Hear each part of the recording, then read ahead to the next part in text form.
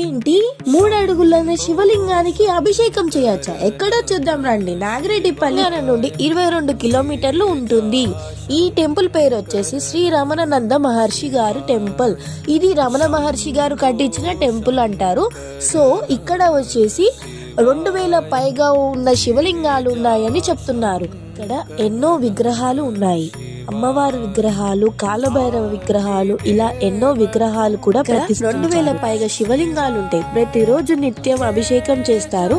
ఇక్కడ వచ్చేసి పంచలోహాల శివలింగం కూడా దర్శనం చేసుకోవచ్చు. మనం స్వయంగా చూసారు కదా.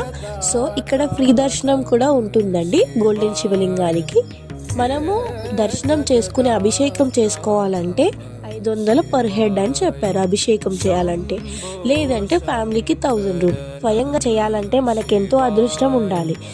సో ఎవరైనా వెళ్ళారా? వాళ్ళు కామెంట్ చేయండి. Please like and